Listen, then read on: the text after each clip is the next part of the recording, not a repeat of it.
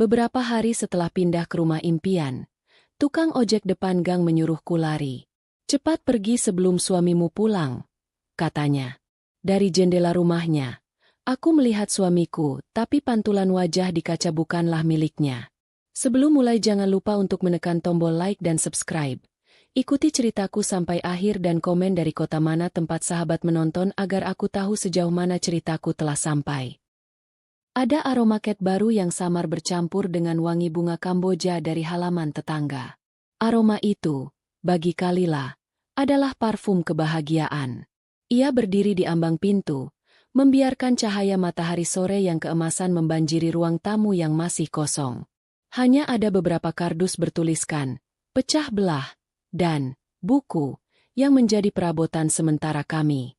Di belakangnya, Jody melingkarkan lengan di pinggangnya, meletakkan dagunya di bahu Kalila.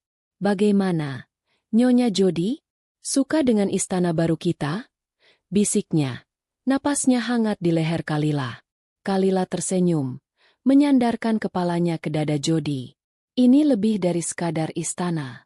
Ini rumah. Kata itu terasa begitu pas di lidahnya. Bukan lagi apartemen sempit dengan dinding tipis di pusat kota yang bising. Bukan lagi kontrakan yang selalu terasa sementara. Ini adalah rumah mereka, dengan halaman kecil di depan, 2 kamar tidur, dan dapur yang menghadap ke taman belakang. Sebuah pencapaian, sebuah jangkar yang akan menambatkan masa depan mereka. Jody telah bekerja keras untuk ini. Selama 2 tahun terakhir, ia sering lembur, mengambil proyek-proyek tambahan di firma arsitekturnya, semua demi DP rumah ini. Kalila sendiri menyisihkan sebagian besar gajinya sebagai desainer grafis lepas. Mereka adalah tim. Dan kini, mereka berdiri di garis finish, siap memulai babak baru. Aku masih tidak percaya kita berhasil, Jod, gumam Kalila. Ia membalikkan badan, menatap wajah suaminya. Wajah yang selalu bisa menenangkannya. Rahang yang kokoh. Sepasang mata coklat yang selalu menatapnya seolah ia adalah satu-satunya hal yang penting di dunia, dan senyum yang bisa meluluhkan semua keraguannya. Aku yang tidak percaya bisa mendapatkanmu, balas Jody, lalu mengecup keningnya lembut. Ayo, kuantar tur resmi. Ia menarik tangan Kalila, membawanya berkeliling dengan gaya seorang pemandu wisata profesional. Di sini, ujarnya sambil merentangkan tangan di ruang tamu. Akan kita letakkan sofa L warna abu-abu yang selalu kau inginkan. Dan di dinding itu, rak buku setinggi langit-langit. Mereka berjalan ke dapur. Lihat, jendelanya besar. Kau bisa menanam herba di pot-pot kecil di sana sambil memasak. Jody tahu persis detail-detail kecil yang Kalila impikan. Semuanya sempurna. Mungkin, sedikit terlalu sempurna. Ada satu momen saat mereka berdiri di kamar tidur utama, menatap keluar jendela ke arah jalanan komplek yang sepi, sebuah pikiran melintas di benak Kalila. Begitu cepat, nyaris tak tertangkap.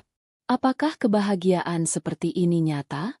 Perasaan itu seperti riak kecil di air yang tenang, sebuah disonansi minor dalam sebuah simfoni yang megah.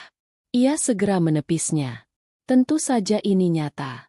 Ini adalah hasil dari kerja keras, cinta, dan komitmen. Meragukannya sama saja dengan tidak menghargai pengorbanan mereka. Kau tahu apa bagian terbaik dari rumah ini? Tanya Jody, memutus lamunan Kalila. Apa? Privasi.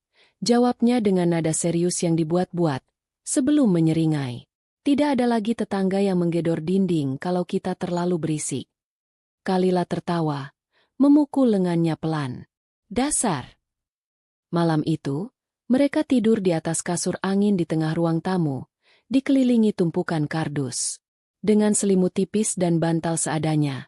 Itu adalah salah satu tidur paling nyenyak yang pernah Kalila rasakan. Dalam kegelapan yang dipecah oleh cahaya bulan dari jendela, ia memandangi siluet suaminya yang tertidur pulas. Ia merasa aman. Ia merasa telah tiba di tempat yang seharusnya. Di surga kecil yang mereka bangun bersama. Kalila tidak tahu betapa cepatnya surga itu bisa berubah menjadi neraka. 3 hari berlalu dalam kabut kelelahan dan kepuasan. Kardus-kardus mulai kosong, isinya perlahan menemukan tempat di rak dan lemari. Rumah itu mulai terasa hidup, diisi oleh tawa dan barang-barang mereka. Namun, selapis keanehan mulai menyelimuti surga kecil Kalila. Tipis seperti embun pagi namun cukup untuk membuatnya merinding jika ia berhenti sejenak untuk merasakannya. Keanehan itu datang dari luar dinding rumah mereka. Komplek perumahan, Gria Asri, ini ternyata lebih asri dari yang ia bayangkan. Terlalu asri, terlalu sunyi. Pada hari pertama, Kalila mencoba menyapa seorang ibu yang sedang menyapu teras rumah seberang. Ibu itu hanya mengangguk kaku. Matanya bergerak cepat dari Kalila ke arah rumahnya. Lalu kembali ke sapunya seolah ada sesuatu yang sangat menarik dari sehelai daun kering di lantai. Ia buru-buru masuk ke dalam rumah, menutup pintu dengan pelan namun tegas. Kalila menganggapnya sebagai kecanggungan biasa. Mungkin mereka komunitas yang sangat tertutup. Keesokan harinya, saat ia sedang menyiram tanaman di halaman depan, beberapa anak kecil yang sedang bermain sepeda tiba-tiba berhenti di ujung jalan. Mereka menunjuk ke arah rumahnya sambil berbisik-bisik. Saat Kalila tersenyum dan hendak melambai, seorang wanita, mungkin ibu salah satu dari mereka, keluar dari rumahnya, menarik lengan anaknya dengan kasar dan membawanya masuk tanpa menoleh sedikit pun ke arah Kalila.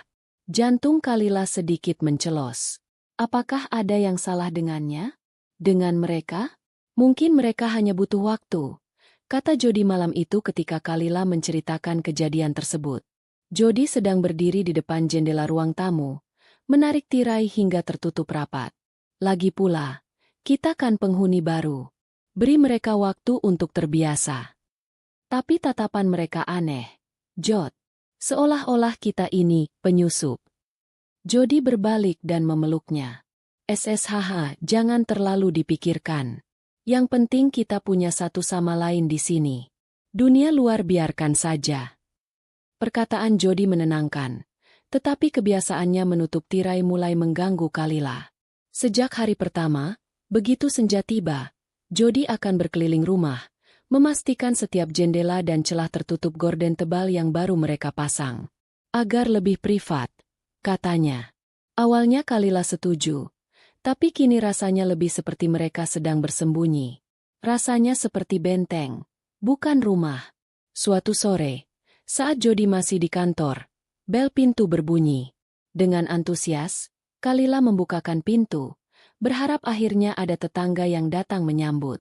Di depan pintu berdiri seorang pria kurus berkacamata, membawa sebuah map. Permisi, Bu. Iuran keamanan, katanya singkat, tanpa senyum. Oh, tentu. Sebentar saya ambilkan dompet, sahut Kalila ramah. Saat ia berbalik, ia melirik pria itu mengedarkan pandangan ke dalam rumahnya. Tatapannya bukan tatapan penasaran orang biasa. Tatapannya tajam, analitis, seolah sedang memindai dan menghafal setiap sudut ruangan. Ketika Kalila kembali dengan uang, pria itu sudah kembali menatap lurus ke depan. Terima kasih, katanya, lalu berbalik dan pergi begitu saja. Kalila menutup pintu perlahan. Perasaan tidak nyaman itu kembali. Kali ini lebih kuat. Ini bukan sekadar komunitas yang canggung. Ada sesuatu yang lain. Sesuatu yang tersembunyi di balik pintu-pintu yang tertutup dan jendela-jendela yang bertirai. Sesuatu yang berhubungan dengan rumah mereka. Malam itu, saat Jody kembali menutup semua tirai, Kalila tidak lagi merasa itu demi privasi. Ia merasa suaminya sedang berusaha menghalangi sesuatu dari luar untuk melihat ke dalam. Atau mungkin, menghalangi sesuatu di dalam untuk terlihat dari luar. Di ujung jalan komplek, tepat di persimpangan yang menuju jalan raya, terdapat sebuah pangkalan ojek kecil. Hanya sebuah pos sederhana dari kayu dengan atap seng, ditemani sebuah bangku panjang yang sudah lapuk. Selama seminggu pertama mereka tinggal di sana, Kalila hanya melihatnya sebagai bagian dari pemandangan. Namun, ia mulai menyadari satu sosok yang hampir selalu ada di sana, dari pagi hingga sore. Seorang bapak paruh baya, kurus, dengan kulit gelap terbakar matahari dan sepasang mata yang seolah melihat segalanya. Namanya Pak Mamat. Pertemuan pertama mereka terjadi secara tidak sengaja. Kalila sedang berjalan kaki menuju minimarket di luar komplek, dan saat melewati pangkalan, Pak Mamat yang sedang menyeduh kopi di cangkir kaleng, mengangguk padanya. Penghuni baru di rumah nomor 7.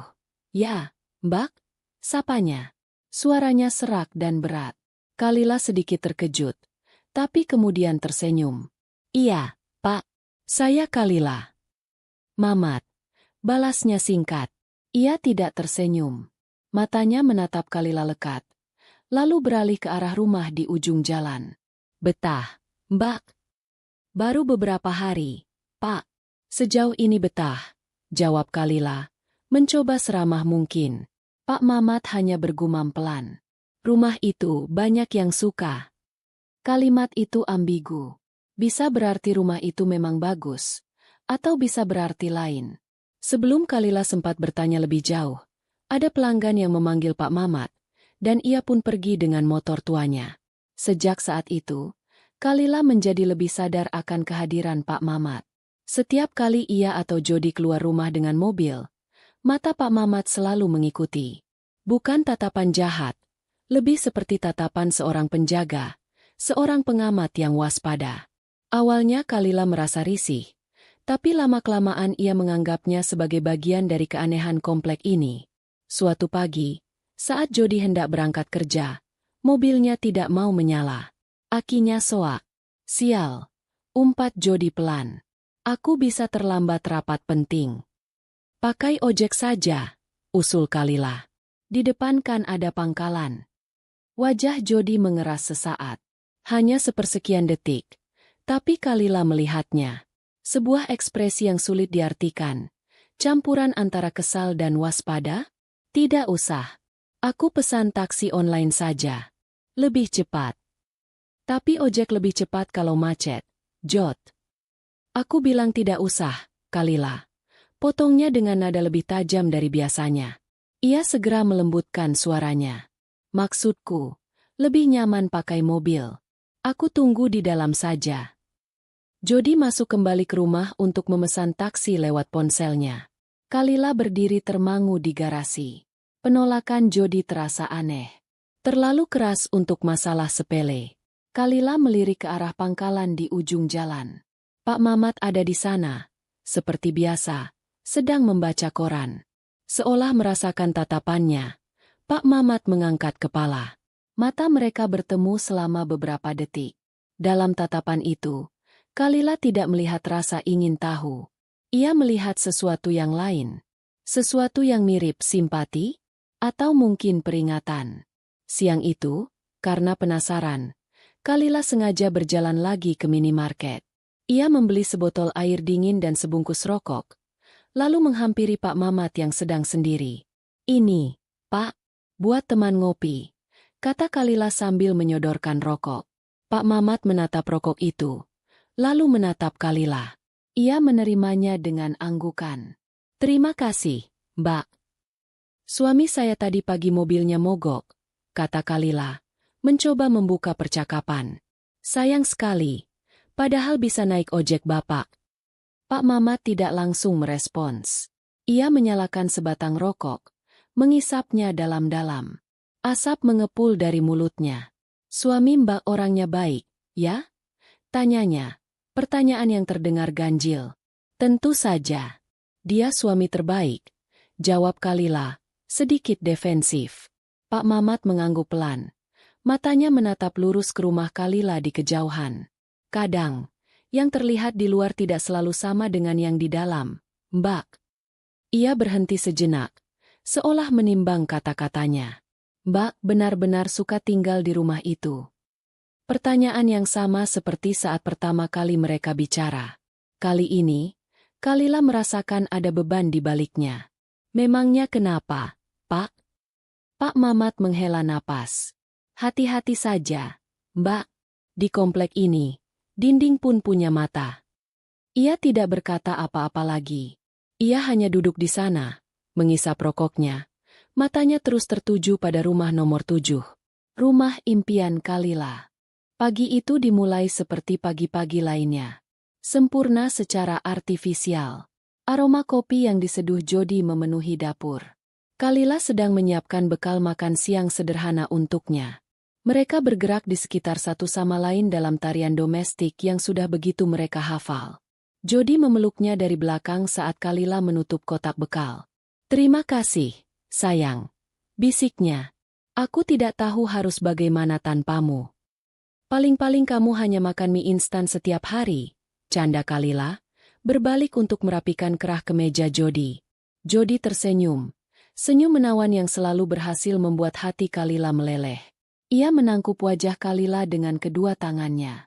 "Aku serius. Kamu adalah duniaku, Kalila. Jangan pernah lupakan itu." Ia mencium bibir Kalila, ciuman yang dalam dan penuh perasaan.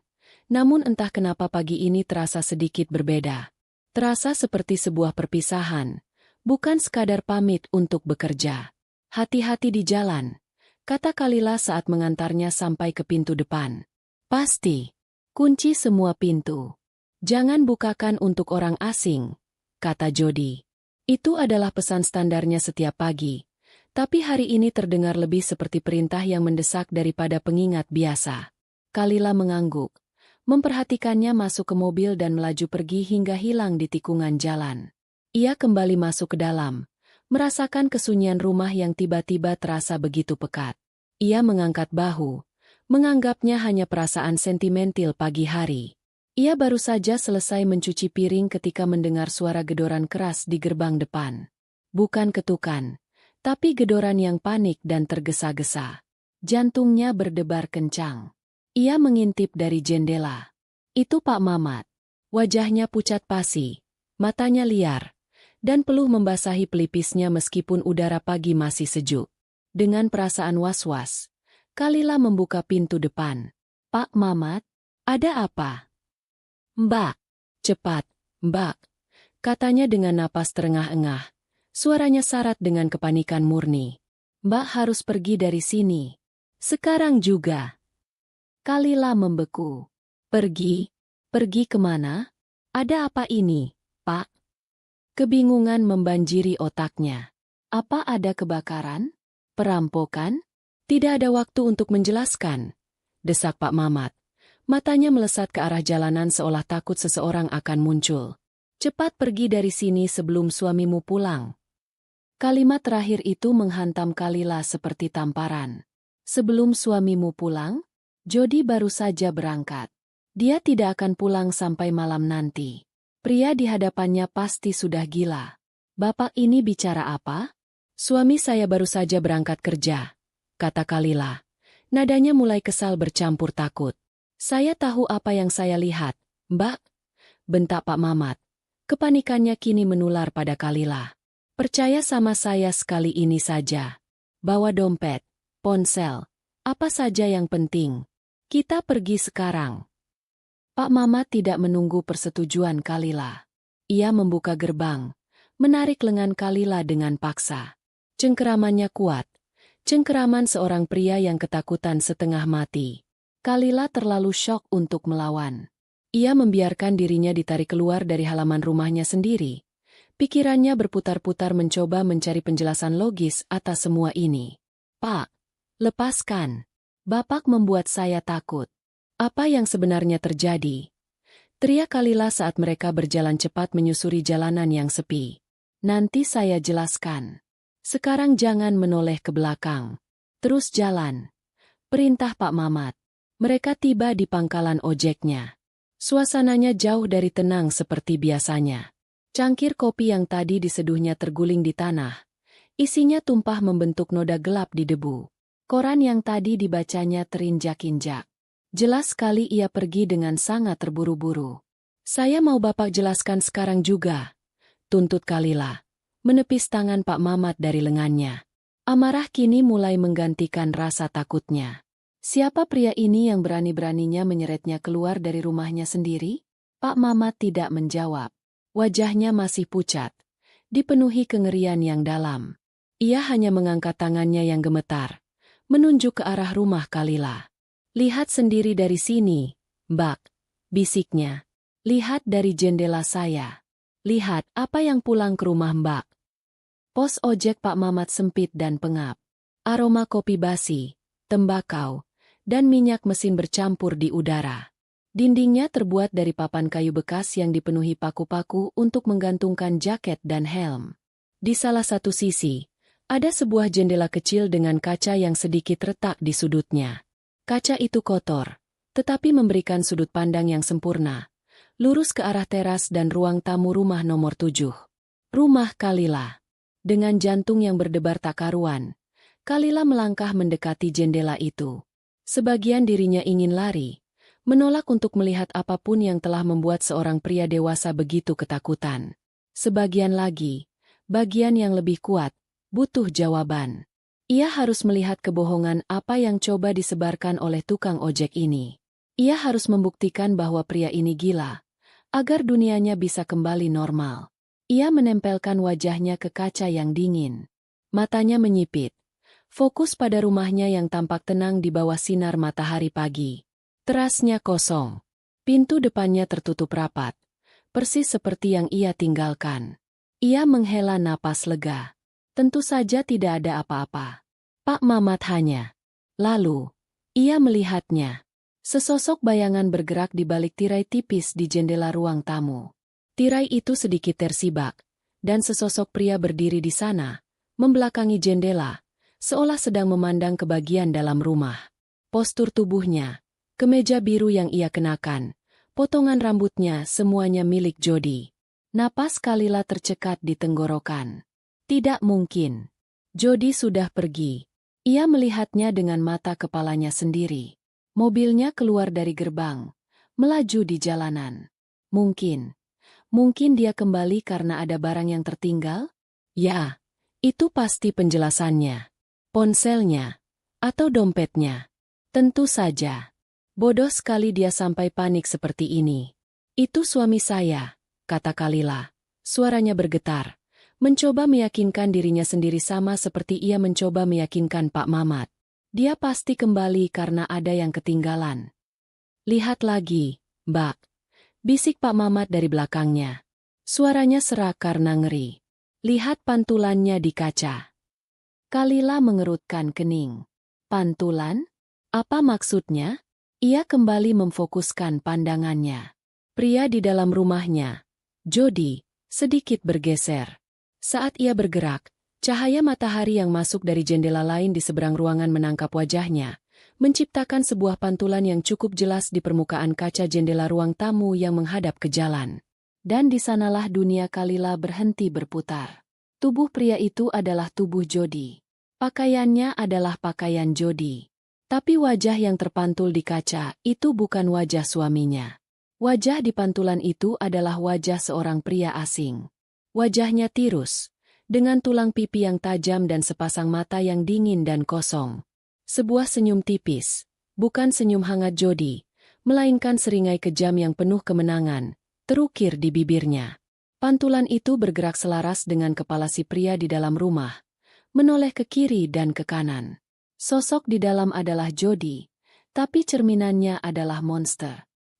Ini tidak nyata. Ini hanya ilusi optik. Distorsi cahaya pada kaca.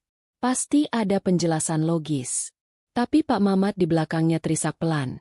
Sebuah suara ketakutan yang begitu murni hingga meruntuhkan semua penyangkalan Kalila. Kalila tidak bisa bergerak. Kakinya terasa seperti dicor ke lantai papan yang kotor.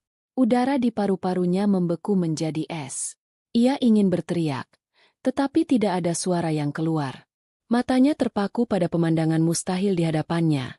Pria yang ia cintai berdiri di dalam rumah mereka, sementara iblis mengenakan wajahnya di pantulan kaca. Cepat pergi dari sini sebelum suamimu pulang. Kata-kata Pak Mamat kini bergema di kepalanya dengan makna yang sama sekali baru dan mengerikan. Suami yang ia lihat berangkat kerja tadi dan suami yang kini telah pulang adalah dua entitas yang berbeda. Atau mungkin mereka adalah satu, dan pria yang selama ini tidur di sebelahnya, menciumnya, memeluknya, bukanlah pria yang ia kira. Tubuhnya mulai gemetar hebat, tetapi ia tetap tidak bisa bergerak. Ia hanya bisa berdiri di sana, di dalam pos ojek yang pengap, menatap rumah impiannya yang kini telah berubah menjadi panggung sebuah pertunjukan horor yang tak terbayangkan. Dari kaca jendela rumahnya, tubuhku membeku. Surga kecilnya telah retak, dan dari celah itu, sesuatu yang mengerikan balas menatapnya.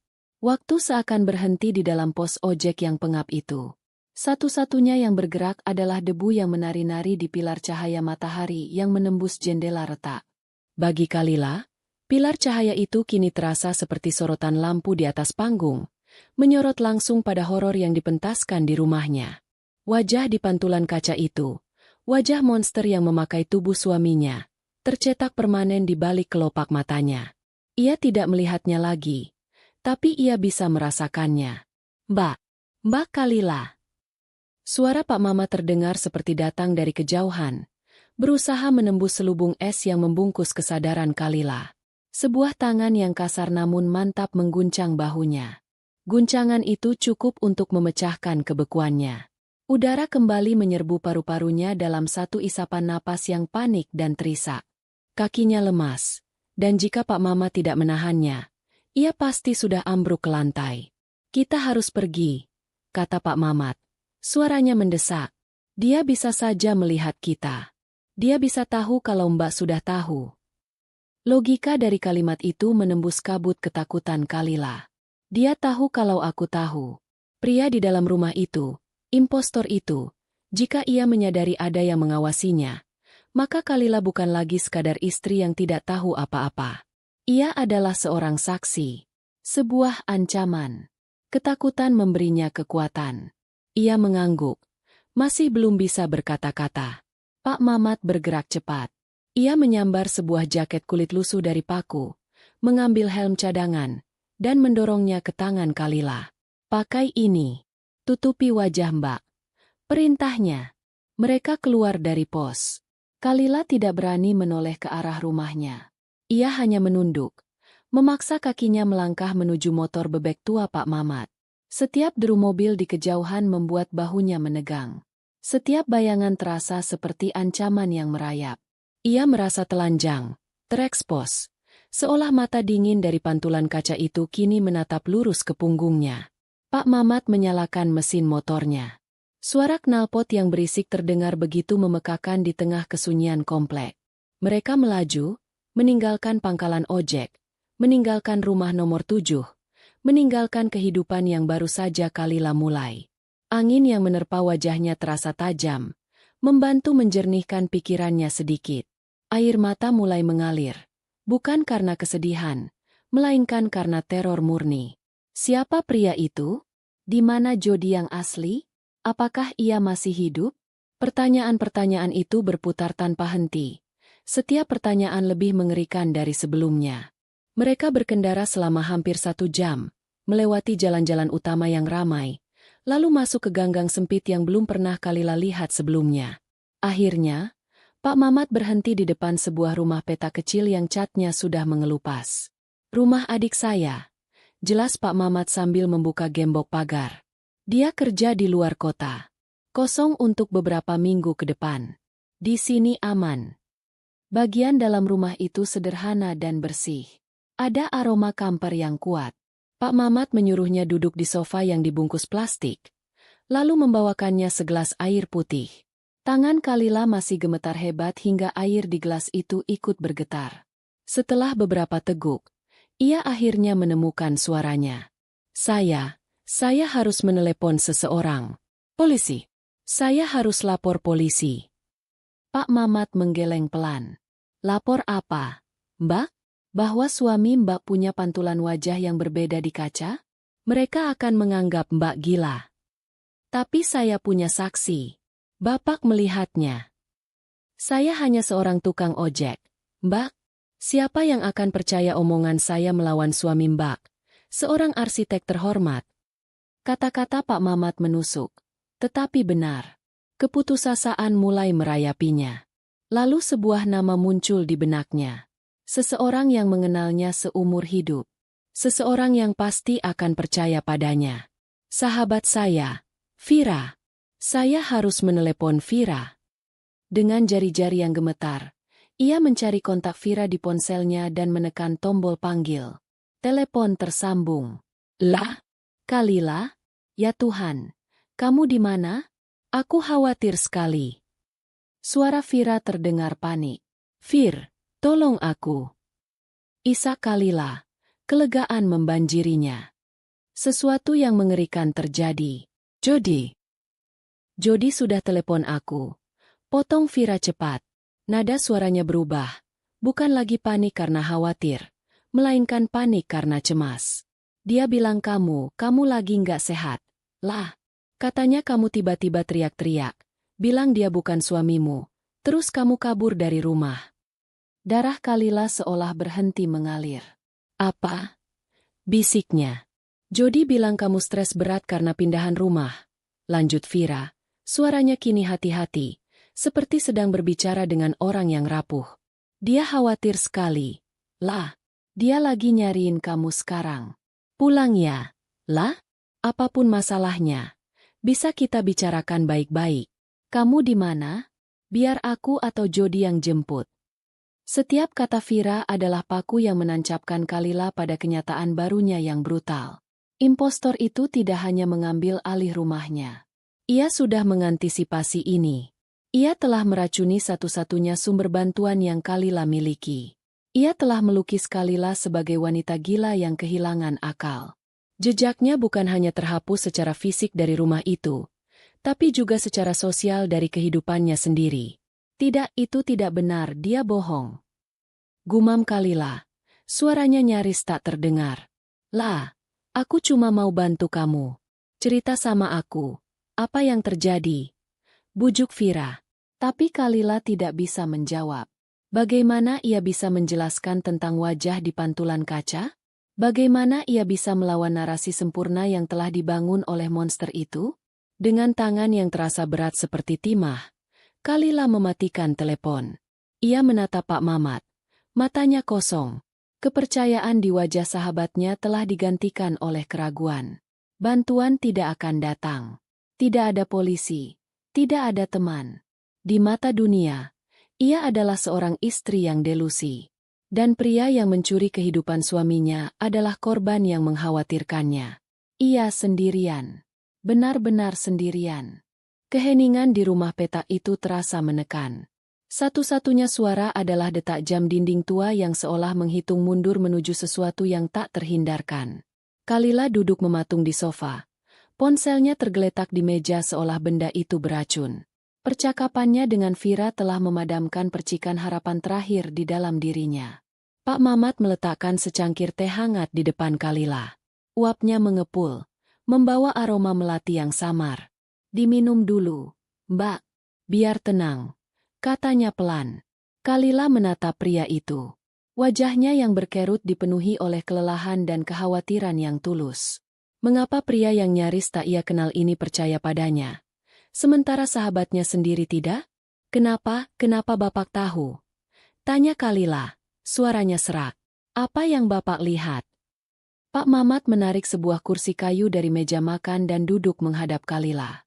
Ia menghela napas panjang, seolah hendak mengangkat beban berat dari dadanya. Saya ini sudah mangkal di ujung jalan itu hampir 15 tahun, Mbak. Mulainya, saya lihat orang datang dan pergi. Saya hafal mobil mana milik siapa. Jam berapa biasanya orang berangkat kerja. Kapan anak-anak pulang sekolah. Saya ini pengamat. Ia berhenti sejenak, mengumpulkan pikirannya. Sejak Mbak dan suami Mbak pindah, saya sudah merasa ada yang aneh. Bukan dari Mbak, tapi dari suami Mbak. Aneh bagaimana? Desak Kalila. Caranya melihat sekeliling. Lanjut Pak Mamat. Orang kalau baru pindah, biasanya melihat komplek dengan rasa ingin tahu. Senyum ke tetangga, coba mengakrabkan diri. Suami Mbak tidak. Dia melihat sekeliling seperti seorang prajurit di medan perang. Matanya selalu awas, memeriksa setiap sudut, setiap mobil yang lewat. Dia tidak pernah terlihat santai. Kalila mencoba mengingat. Memang benar, Jody selalu tampak waspada, tapi Kalila menganggapnya sebagai bagian dari kepribadiannya yang teliti. Lalu, beberapa malam setelah Mbak pindah, mulailah datang tamu-tamu itu.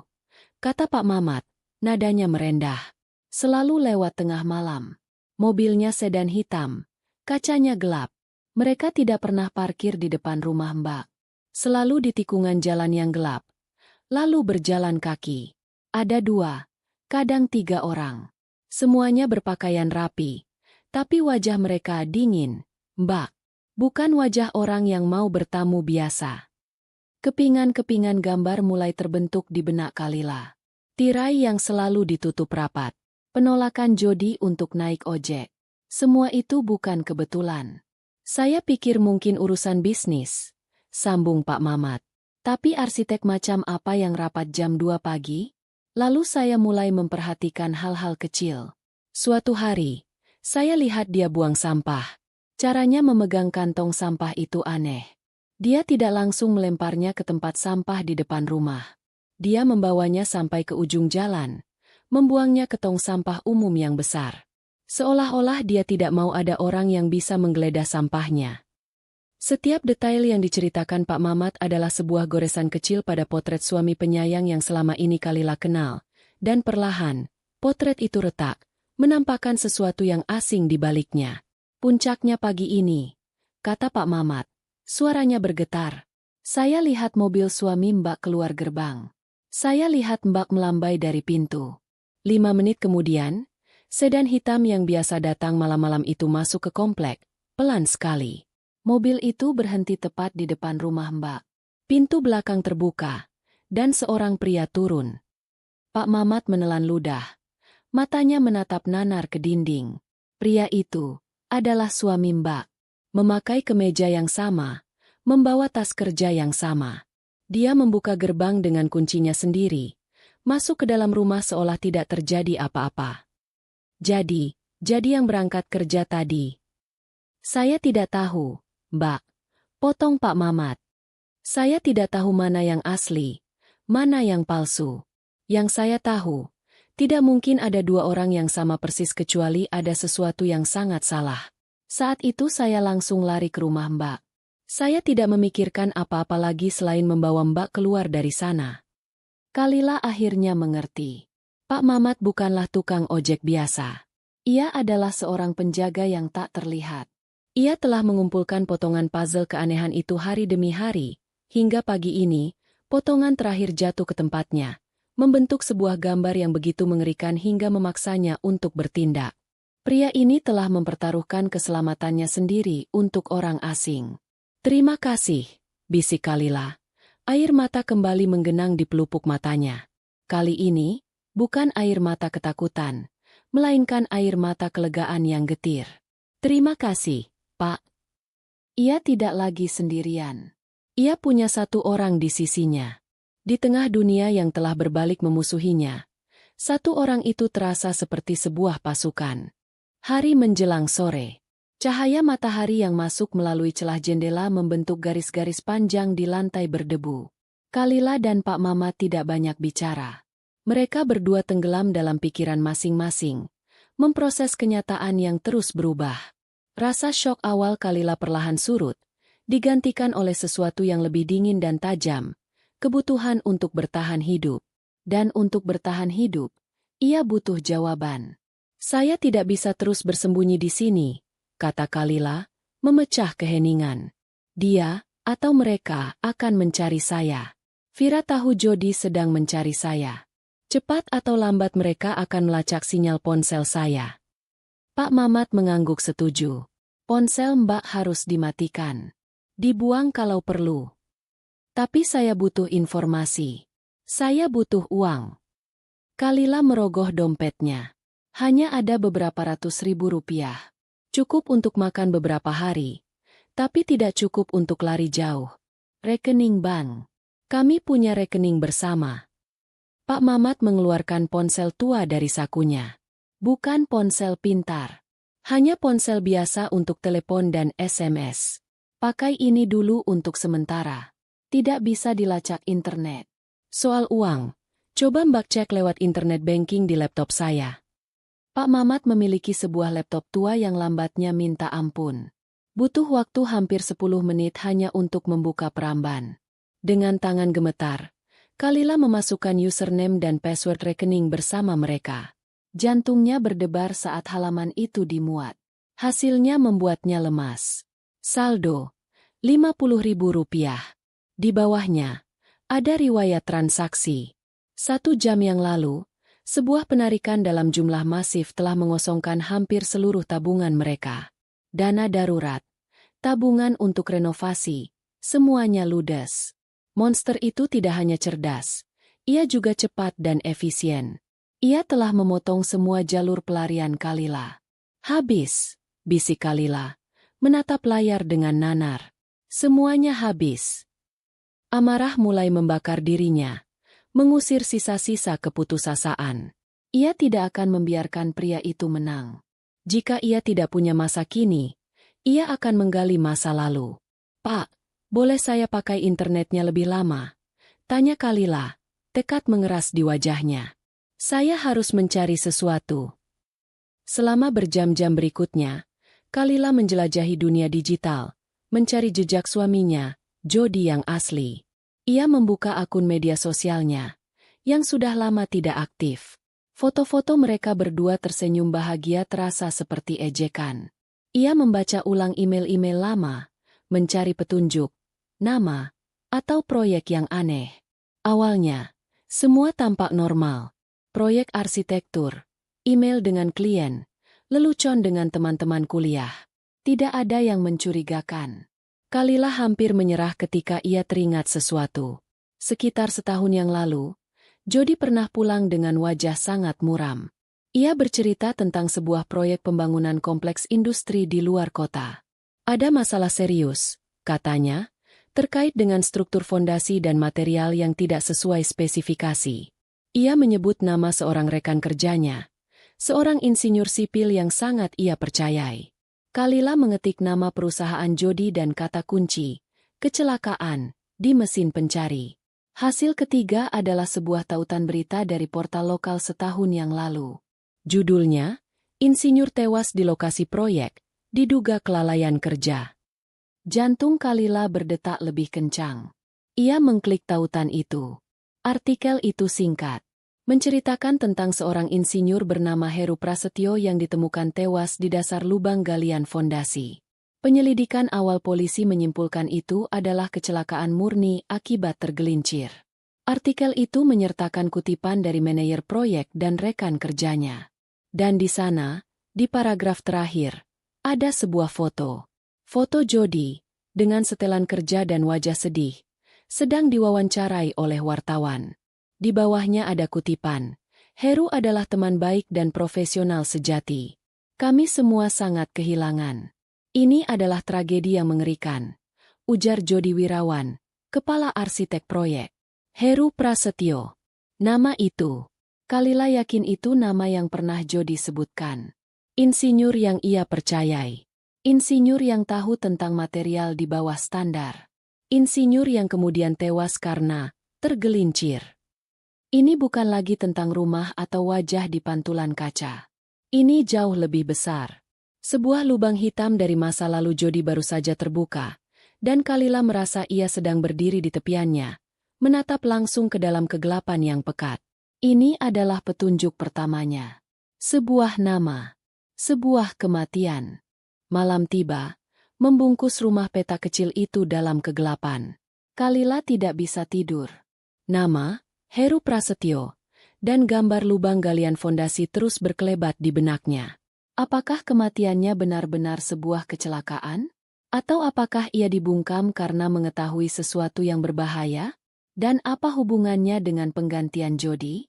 Pak Mama telah membelikan sebuah kartu SIM baru dan memasangnya di ponsel tuanya.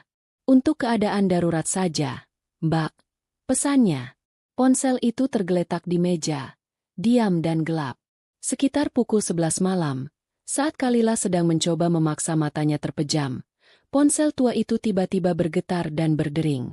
Suaranya melengking dan parau, memecah keheningan malam seperti alarm bahaya. Kalila dan Pak Mamat saling berpandangan. Jantung Kalila melompat ke tenggorokan. Siapa yang tahu nomor ini? Nomor ini baru aktif beberapa jam. "Jangan diangkat," bisik Pak Mamat. Tapi Kalila merasakan sesuatu. Sebuah intuisi. Ia meraih ponsel itu. Di layarnya tertera, nomor tidak dikenal.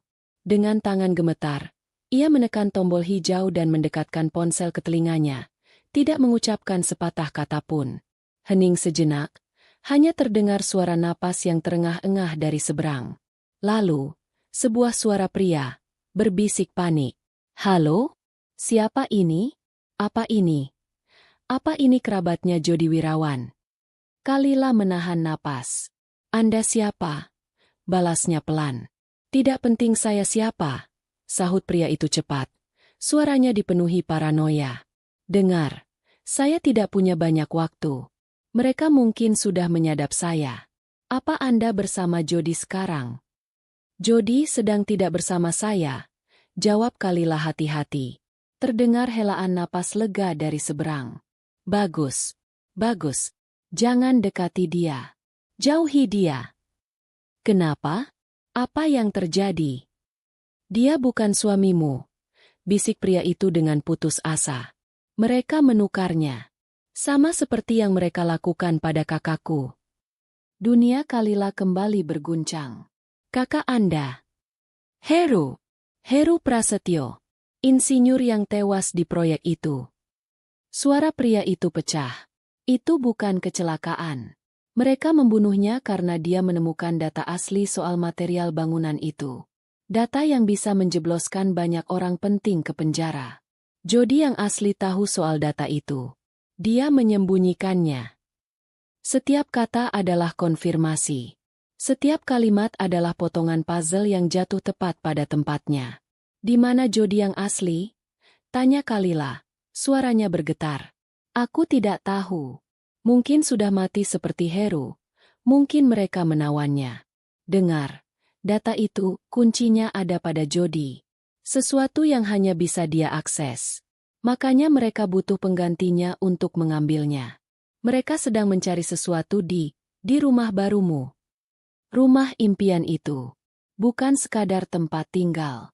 Itu adalah sebuah target. Anda harus lari," lanjut pria itu. Suaranya semakin panik. Terdengar suara berdebam keras dari latar belakang teleponnya. "Sial! Mereka di sini. Mereka menemukanku." "Halo? Halo?" teriak Kalila. "Selamatkan dirimu," adalah kata-kata terakhir yang ia dengar sebelum telepon tiba-tiba mati, digantikan oleh sunyi yang mematikan. Kalila menatap ponsel di tangannya. Layar gelapnya seolah menatap balik. Ia tidak gila. Ini semua nyata. Ada orang lain di luar sana yang tahu kebenarannya. Dan orang itu sekarang dalam bahaya besar. Mungkin sudah tertangkap, atau lebih buruk lagi. Konspirasi ini nyata. Dan rumahnya adalah pusat dari semuanya. "Kita harus pergi dari sini," kata Kalila. Suaranya mantap. Semua keraguan telah lenyap. Digantikan oleh adrenalin dan insting bertahan hidup yang kuat. Penelepon itu. Mereka menemukannya. Itu artinya mereka bisa menemukan siapa saja yang terlibat. Termasuk kita. Pak Mamat mengangguk. Wajahnya tegang. "Benar, Mbak. Tempat ini sudah tidak aman." Mereka bergerak cepat dalam kegelapan. Mengemasi sedikit barang yang mereka punya. Memastikan tidak ada jejak yang tertinggal. Pak Mamat menyarankan sebuah tempat. Sebuah masjid besar di pusat kota. "Kita bisa berbaur di sana sampai subuh. Tidak akan ada yang curiga," usulnya. Saat mereka hendak keluar dari pagar rumah petak, Kalila berhenti. Ia merasakan sesuatu. Perasaan yang sama seperti saat anak-anak di komplek menatap rumahnya. Perasaan sedang diawasi. "Ada apa, Mbak?" tanya Pak Mamat. "Tunggu sebentar," bisik Kalila. Ia mengintip dari celah pagar yang sempit. Jalanan di depan mereka sepi dan remang-remang. Hanya diterangi oleh satu lampu jalan yang berkedip-kedip. Di seberang jalan, sekitar 50 meter jauhnya, terparkir sebuah sedan hitam. Persis seperti yang digambarkan Pak Mamat. Kaca jendelanya gelap. Mesinnya mati. Mobil itu bisa saja milik salah satu penghuni di sana. Tapi di dalamnya, Kalila bisa melihat siluet seseorang di kursi pengemudi. Dan di ujung jemarinya, ada sebuah titik oranye kecil yang menyala dan meredup. Seseorang sedang merokok di dalam kegelapan. Menunggu. Mengawasi. Jantung Kalila serasa jatuh ke perutnya. Mereka sudah terlambat. Entah bagaimana, mereka telah ditemukan. "Pak," bisik Kalila. Suaranya nyaris tak terdengar. Di seberang jalan, sedan hitam. Pak Mamat ikut mengintip. Rahangnya mengeras. Sial, desisnya. Pintu belakang. Ada gang kecil di sana. Kita harus lari. Mereka berbalik, bergerak tanpa suara ke bagian belakang rumah. Pintu dapur yang reot berderit pelan saat Pak Mamat membukanya. Di belakang rumah ada gang sempit, bau dan becek, hanya cukup untuk satu orang berjalan. Ikuti saya. Jangan bersuara. Perintah Pak Mamat. Mereka menyusuri gang itu, dengan langkah sepelan mungkin. Suara jangkrik dan lolongan anjing di kejauhan menjadi musik latar pelarian mereka. Setiap suara ranting yang terinjak terasa seperti ledakan. Setelah berjalan sekitar 100 meter, gang itu berakhir di sebuah jalan yang lebih besar. Tepat saat mereka keluar dari kegelapan gang, sebuah sorot lampu mobil yang terang tiba-tiba menyala dari ujung jalan, menyorot langsung ke arah mereka. Mesin mobil menderu, dan sedan hitam yang sama melaju kencang ke arah mereka. Lari! Teriak Pak Mamat. Tidak ada waktu untuk berpikir. Mereka berlari sekuat tenaga. Suara decitan ban di aspal terdengar begitu dekat di belakang mereka. Kalila bisa merasakan getaran mobil itu melalui telapak kakinya. Pak Mamat menariknya ke sebuah belokan tajam, masuk ke labirin perkampungan padat. Gang-gang menjadi semakin sempit. Suara mobil tidak bisa lagi mengikuti mereka. Tetapi Kalila mendengar suara pintu mobil dibanting dan langkah-langkah kaki yang berat berlari di belakang mereka. Terus, Mbak, jangan berhenti, seru Pak Mamat. Napasnya terengah-engah. Mereka berlari melewati jemuran warga, menabrak pot-pot bunga, membuat anjing-anjing menyalak panik. Pengejaran itu terasa seperti selamanya. Paru-paru Kalila terbakar. Kakinya terasa seperti jeli. Tapi bayangan pria dengan wajah dingin di pantulan kaca itu terus memacunya untuk maju. Akhirnya, mereka melihat cahaya terang di ujung gang. Sebuah jalan raya yang ramai. Dengan sisa tenaga terakhir, mereka menerobos keluar dari perkampungan, langsung ke trotoar yang penuh dengan pejalan kaki dan pedagang kaki lima. Mereka segera berbaur dengan kerumunan. Kalila menoleh ke belakang. Di mulut gang tempat mereka keluar, berdiri dua orang pria berjaket hitam. Wajah mereka tidak terlihat jelas di bawah cahaya lampu jalan yang redup, tetapi tatapan mereka yang tajam menyapu kerumunan, mencari-cari. Salah satu dari mereka mengangkat ponsel ke telinganya. Cepat, ke sana. Pak Mamat menarik Kalila ke arah sebuah halte bus yang ramai. Mereka naik ke bus pertama yang datang, tidak peduli tujuannya kemana. Dari jendela belakang bus yang menjauh, Kalila masih bisa melihat kedua pria itu berdiri di sana. Dua bayangan hitam di bawah lampu kota. Dua anjing pelacak yang kini tahu seperti apa bau mangsanya. Pelarian telah berubah menjadi perburuan. Kalila bukan lagi hanya seorang korban yang ketakutan. Ia adalah target yang bergerak.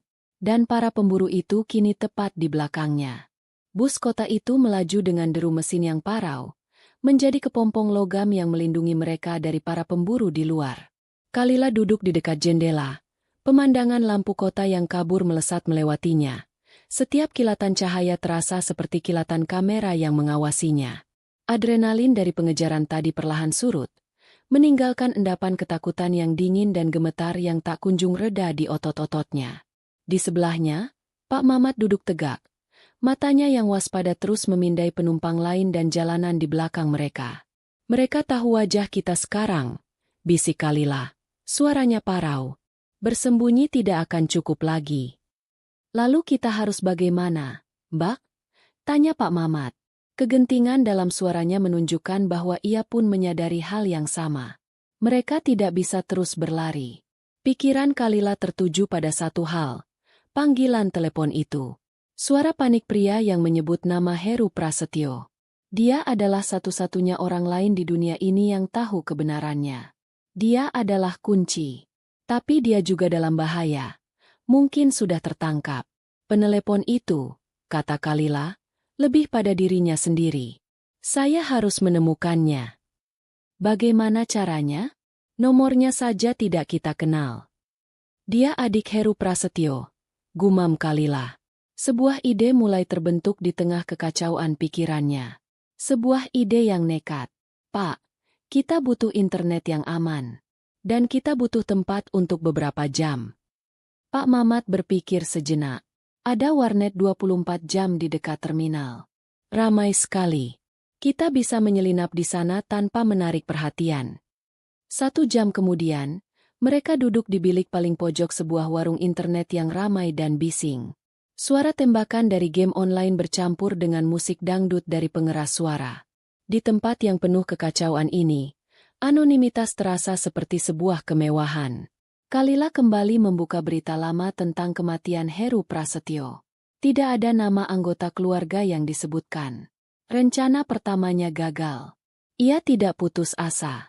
Ia membuka tab baru dan mengetik, Heru Prasetyo, di kolom pencarian Facebook. Puluhan profil muncul.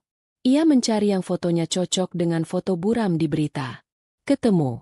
Foto profil seorang pria tersenyum di depan sebuah maket bangunan.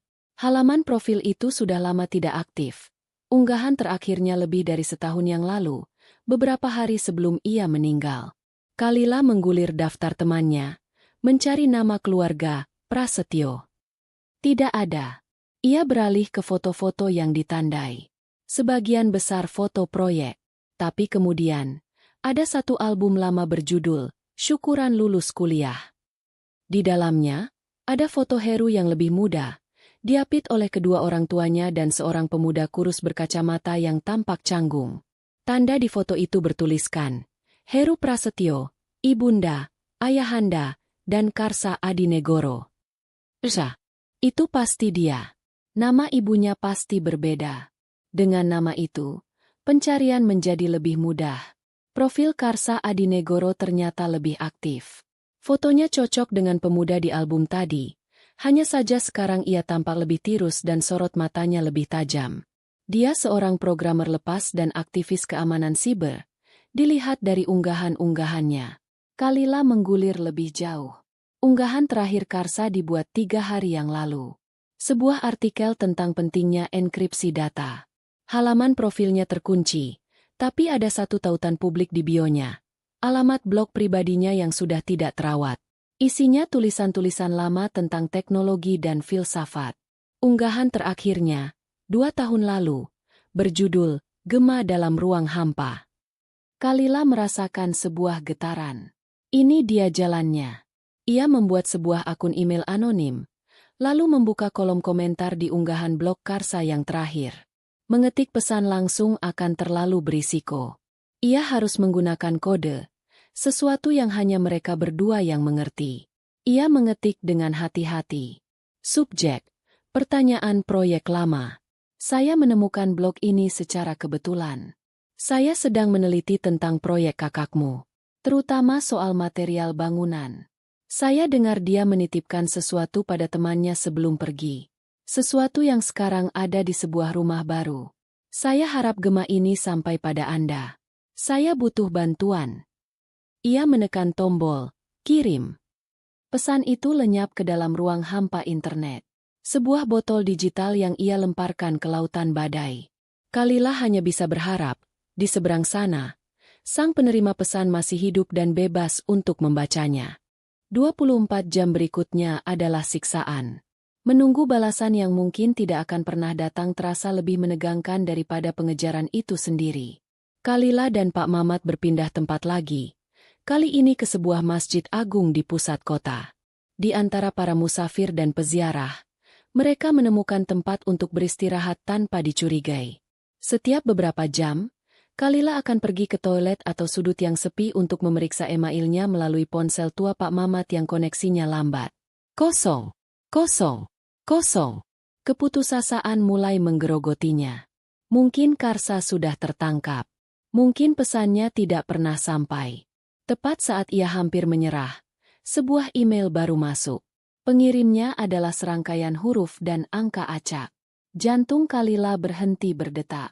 Subjeknya hanya satu kata, Gema. Isi pesannya pun singkat dan terenkripsi, tetapi di bagian bawahnya ada instruksi sederhana untuk mendekripsinya menggunakan situs web tertentu. Karsa masih hidup, dan dia sangat berhati-hati. Setelah melalui beberapa langkah rumit, pesan itu akhirnya terbaca. Mereka menghancurkan laptopku dan semua perlengkapanku. Aku lolos lewat jendela. Aku percaya padamu. Jangan bicara di telepon atau email.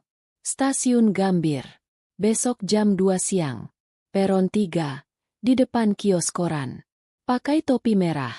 Aku akan menghampirimu jika situasi aman. Datang sendiri. Kalila menunjukkan pesan itu pada Pak Mamat. Dia minta saya datang sendiri. Wajah Pak Mamat menunjukkan kekhawatiran. Ini bisa jadi jebakan, Mbak. Bisa jadi, sahut Kalila. Tapi ini satu-satunya kesempatan yang kita punya. Keesokan harinya, tepat pukul 2 siang, Kalila berdiri di depan kios koran di peron 3 stasiun Gambir, mengenakan topi merah yang ia beli di Pasar Loak. Jantungnya berdebar kencang, memindai setiap wajah di kerumunan. Pak Mamat berada di seberang peron, berpura-pura membaca jadwal kereta, mengawasi dari jauh. 5 menit berlalu. 10 menit. 15. Kalila mulai gelisah. Tiba-tiba, seorang pemuda dengan ransel dan hoodie yang menutupi kepalanya berhenti di sebelahnya, berpura-pura melihat-lihat majalah. Rumah baru itu, arsiteknya suamimu, kan? Bisik pemuda itu tanpa menoleh. Itu Karsa. Kalila mengangguk pelan. Ikuti aku.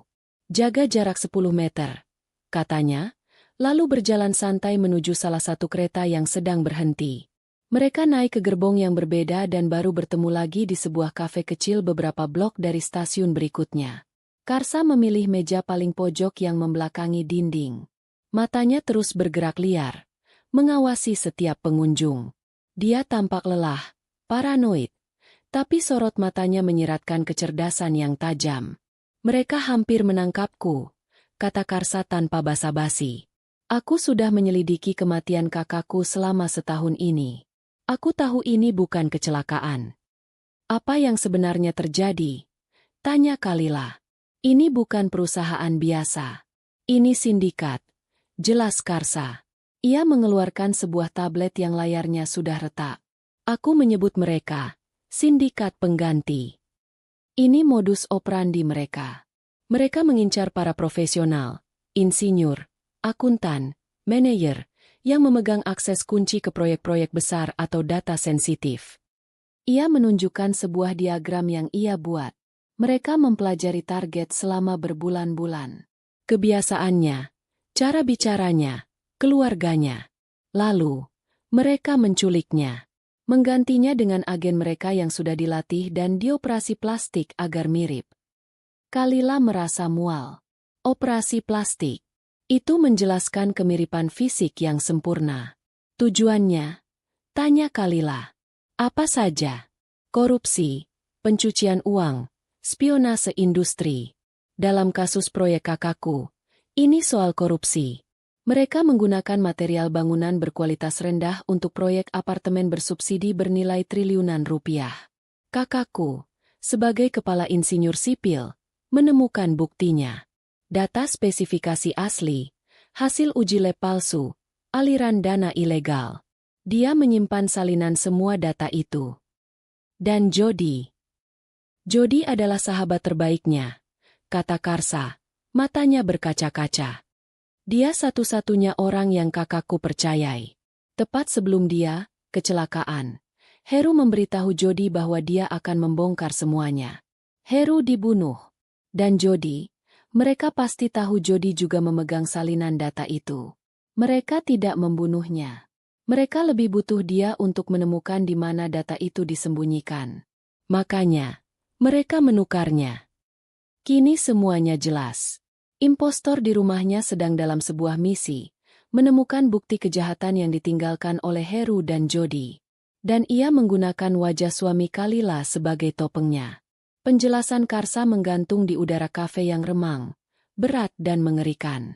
Jadi, suaminya yang asli, Jodinya, kemungkinan besar masih hidup. Ditawan di suatu tempat, mungkin diinterogasi, mungkin disiksa. Pikiran itu menyakitkan, tetapi juga memberinya secercah harapan. Jody masih bisa diselamatkan. Data itu, kata Kalila, fokusnya menajam. Mereka belum menemukannya. Kalau sudah, Mereka tidak perlu lagi mempertahankan penyamaran itu. Tepat, sahut Karsa. Impostor itu masih mencari. Dan itu artinya, data itu pasti ada di tempat yang sangat aman. Tempat yang hanya bisa diakses oleh Jody yang asli, atau seseorang yang sangat ia percayai. Di rumah. Bisik Kalila. Pasti ada di rumah baru kami. Karsa mengangguk. Itu kesimpulan yang paling logis. Pembelian rumah itu pasti bagian dari rencana Jody untuk mengamankan data tersebut. Pertanyaannya, di mana tepatnya? Kalila memaksa otaknya untuk kembali ke masa-masa sebelum pindah. Ke percakapan-percakapan ringan dengan Jody tentang rumah impian mereka. Apakah ada yang aneh? Apakah ada permintaan khusus darinya? Ia teringat saat mereka sedang meninjau denah renovasi. Jody menunjuk pada sebuah ruang kecil di sebelah kamar tidur utama, yang tadinya adalah sebuah gudang. Yang ini, jangan diapa-apakan dulu, kata Jody saat itu pada mandor bangunan. Dindingnya biar aku yang bereskan sendiri nanti. Aku butuh penguat khusus di beberapa titik. Untuk apa, Pak? Mau pasang brankas besar, ya? Canda si mandor. Jody hanya tersenyum tipis. Bisa dibilang begitu. Ini akan jadi ruang kerja pribadiku. Sangat pribadi. Kalila menceritakan percakapan itu pada Karsa. Mata Karsa berbinar. Penguat khusus di dinding, gumamnya. Itu dia. Bukan brankas biasa yang bisa dibeli di toko. Dia pasti membangunnya menyatu dengan struktur rumah. Brankas tanam, panel rahasia, mungkin sebuah server kecil yang tersembunyi di balik dinding. Ruangan itu selalu terkunci, tambah Kalila. Jody bilang kuncinya masih dipesan khusus. Dia bilang dia akan menyiapkannya sendiri kalau kami sudah mapan. Kini ia sadar, itu semua bohong. Kunci itu tidak pernah dipesan. Jody yang asli memegang satu-satunya kunci, atau mungkin satu-satunya cara untuk membukanya. Jadi impostor itu sekarang terkurung di luar, harta karunnya sendiri, simpul Karsa. Dia punya rumahnya, tapi dia tidak bisa mengakses isinya. Dia pasti frustrasi. Frustrasi. Kalila teringat pada ekspresi dingin di pantulan kaca itu. Bukan frustrasi yang ia lihat, melainkan kesabaran seekor predator. Ia akan terus mencari, menggeledah, membongkar rumah itu bata demi bata jika perlu. Kita harus mendahuluinya, kata Kalila dengan tegas. Bagaimana? Rumah itu adalah sarang ular, balas Karsa. Kita tidak tahu cara masuk ke brankas itu. Mungkin kita tahu, kata Kalila pelan. Sebuah ingatan lain muncul ke permukaan. Sebuah ingatan yang terasa hangat dan romantis. Tetapi kini memiliki makna yang sama sekali baru. Jody, dia memberiku sesuatu sebelum kita pindah. Sebuah hadiah. Hadiah itu diberikan saat makan malam ulang tahun Kalila. 2 minggu sebelum mereka pindah. Sebuah kado kecil berbungkus kertas coklat sederhana. Isinya bukan perhiasan atau gaun mahal, melainkan sebuah buku. Buku kumpulan puisi Hairil Anwar edisi cetak ulang tahun 1960-an yang sampulnya sudah agak usang. Aku tahu kau suka sekali puisi-puisinya, kata Jody saat itu. Yang ini edisi langka. Aku menemukannya di sebuah toko buku tua. Kalila terharu. Itu adalah hadiah yang sangat personal. Sangat Jody. Baca ini kalau kamu rindu aku, atau kalau kamu butuh jawaban. Tambah Jody sambil tersenyum misterius.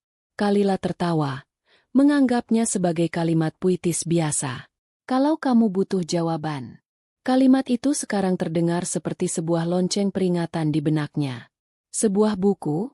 Tanya Karsa skeptis saat Kalila menceritakannya. Mereka kini berada di sebuah perpustakaan kota, tempat yang aman untuk berpikir. Bukan sembarang buku, jelas Kalila. Dia menggarisbawahi beberapa kata di dalamnya. Aku ingat karena tintanya sedikit tembus ke halaman baliknya. Aku pikir itu hanya kata-kata favoritnya. Sayangnya, buku itu tertinggal di rumah. Mungkin tersimpan di salah satu kardus yang belum sempat ia rapikan. Tapi Kalila memiliki ingatan visual yang kuat. Ia mencoba mengingat puisi mana saja yang ada di dalamnya. Aku tidak tahu. Doa. Senja di pelabuhan kecil. Dengan bantuan Karsa yang cepat mencari versi digital dari buku cetakan edisi lama itu di arsip online, mereka mulai mencocokkan. Aku ingat di puisi, doa, kata Kalila sambil memejamkan mata. Dia menggarisbawahi kata, hilang. Lalu di puisi lain, kata, bentuk. Lalu, debu, pintu, api. Mereka mengumpulkan sekitar 15 kata yang berhasil Kalila ingat. Ketika dirangkai, kalimatnya tidak masuk akal. Hilang bentuk debu pintu api cahaya 6. Ini tidak berarti apa-apa, kata Karsa frustrasi. Kalila hampir putus asa. Mungkin ia salah. Mungkin itu memang hanya hadiah romantis biasa. Ia menatap layar, membaca ulang puisi Hairil Anwar. Lalu matanya terpaku pada sesuatu. Tunggu, katanya. Jody bukan orang yang menyukai kata-kata acak. Dia seorang arsitek. Dia berpikir dalam struktur. Angka. Koordinat. Maksudmu? Jangan lihat katanya, kata Kalila. Lihat posisinya. Coba catat, nomor halaman, nomor baris dari atas, dan nomor kata dari kiri. Karsa dengan cepat mengetik. Kata, hilang, ada di halaman 12. Baris ketiga, kata kelima. Kata, bentuk, ada di halaman 21. Baris pertama, kata keempat. Mereka melakukannya untuk semua kata yang Kalila ingat. Hasilnya adalah serangkaian angka. 12, 3, 5, 21, 1, 4, 33, 8, 2, dan seterusnya. Ini masih acak, kata Karsa. Coba pisahkan angkanya, desak Kalila. Intuisinya bekerja. Ambil angka pertama dari setiap set. Lalu angka kedua. Lalu angka ketiga. Karsa mengatur ulang deretan angka itu. Angka pertama dari setiap set. 12, 21, 33. Angka kedua dari setiap set. 3, 1, 8. Angka ketiga dari setiap set. 5, 4, 2. Masih belum terlihat polanya. Kalila menatap deretan angka itu, menggigit bibirnya. Lalu ia melihatnya. Deretan angka pertama terlalu besar untuk sebuah kombinasi. Deretan kedua dan ketiga, angkanya kecil. Bagaimana jika hanya dua deret terakhir yang penting? Pikirnya keras. Bagaimana jika angka halaman itu hanya pengecoh? Coba gabungkan hanya angka baris dan angka kata.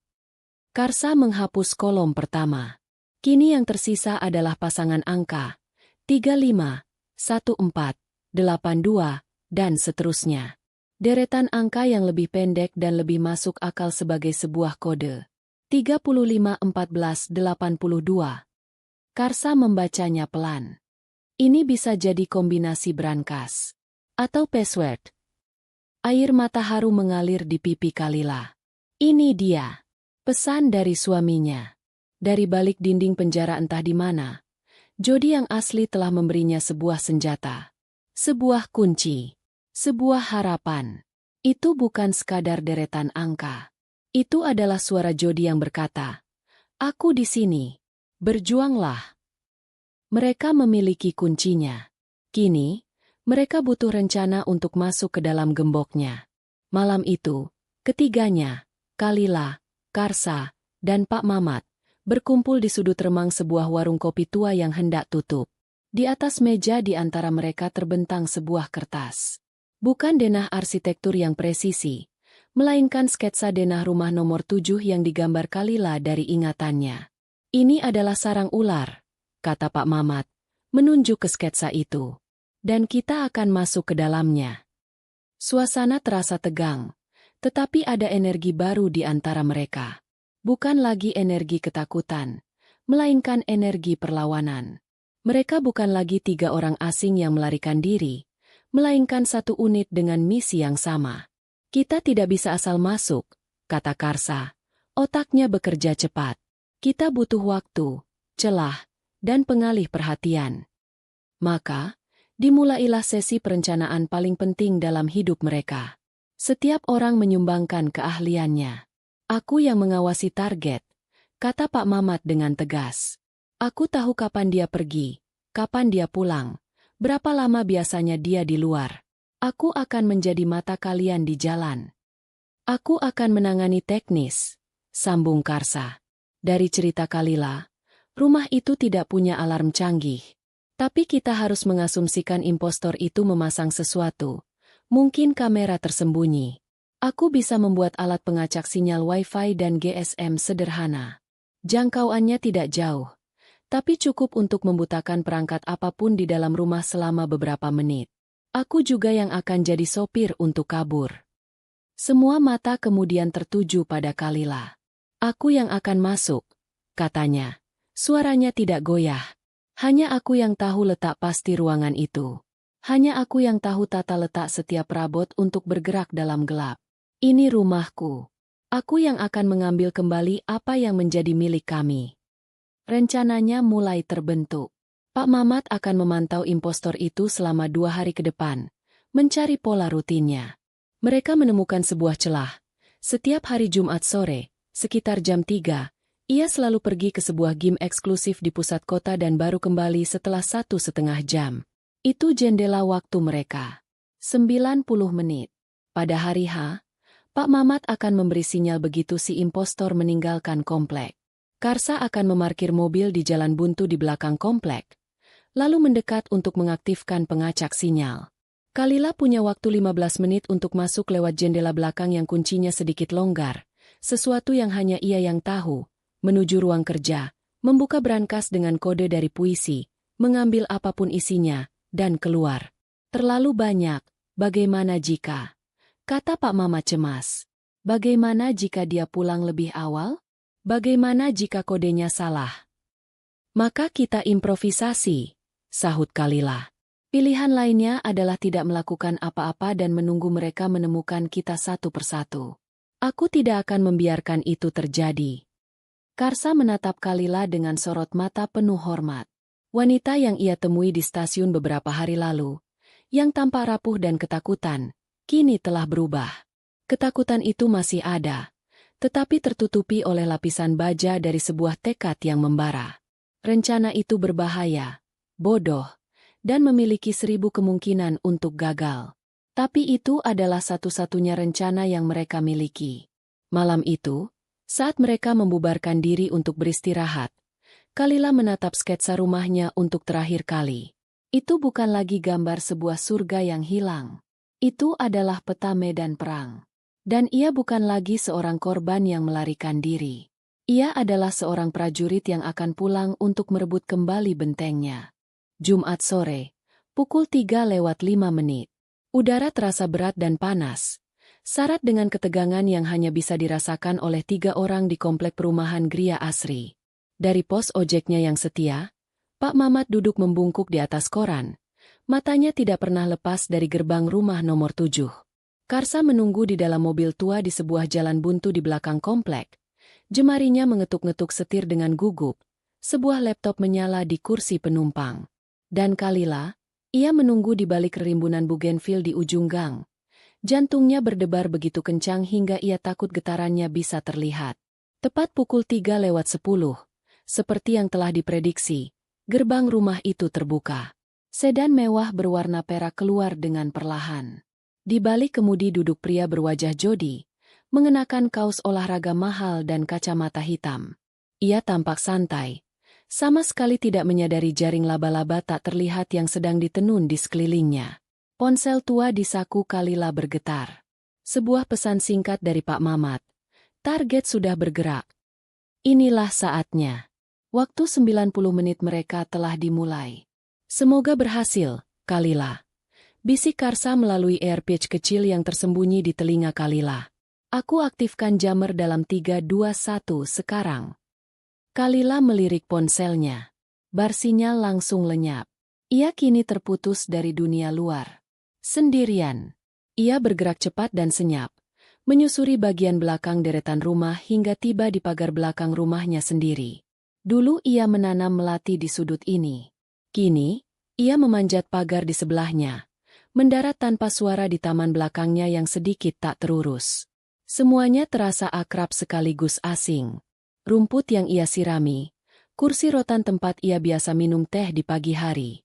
Kini semuanya terasa seperti properti di panggung sandiwara orang lain. Ia mendekati jendela dapur. Jendela yang kuncinya selalu sedikit longgar. Sesuatu yang sering dikeluhkan Jody yang asli tapi tak pernah sempat mereka perbaiki. Dulu itu adalah sebuah kelalaian. Hari ini, itu adalah satu-satunya jalan masuknya. Dengan sedikit usaha, daun jendela itu bergeser terbuka. Kalila menyelinap masuk. Keheningan di dalam rumah terasa memekakan. Ini adalah rumahnya, dipenuhi barang-barang miliknya, foto-foto pernikahannya di dinding. Tapi jiwanya telah hilang. Udara di dalam terasa dingin dan basi. Ada aroma samar yang asing, parfum pria yang bukan aroma parfum Jody, sedikit lebih tajam dan muski. Jejak kecil dari si penyusup. Ia melepas sepatunya, melangkah tanpa suara di lantai keramik yang dingin. Setiap derit kecil dari parket kayu di ruang keluarga terdengar seperti ledakan di telinganya. Ia melewati ruang tamu, sofa abu-abu yang ia pilih dengan susah payah kini terasa mengancam dalam keheningannya. Ia terus bergerak. Sebuah bayangan di dalam rumahnya sendiri. Hatinya berdebar selaras dengan detak jam dinding di kejauhan. Tujuannya ada di depan. Sebuah pintu kayu solid yang tertutup rapat. Pintu menuju ruang kerja pribadi Jody. Pintu menuju jantung kegelapan. Ia berhenti di depannya, mengambil napas dalam-dalam. Tangannya yang gemetar merogoh saku untuk mengambil peralatan sederhana yang diberikan Karsa. Waktunya terus berjalan. Pintu itu terkunci, seperti yang sudah ia duga. Bukan kunci gembok biasa, melainkan kunci tanam yang lebih rumit. Selama 2 hari terakhir, Karsa telah mengajarinya teori dasar membuka kunci. Rasakan tumblernya, katanya. Setiap klik adalah kemajuan. Teori terasa begitu jauh dari praktik saat ia berjongkok di depan pintu itu. Keringat dingin membasahi pelipisnya. Sepasang kawat tipis terasa canggung di jemarinya. Ia memasukkannya ke lubang kunci. Hening. Ia hanya mendengar suara napasnya sendiri dan detak jantungnya yang menggema di telinga. 1 menit. 2 menit.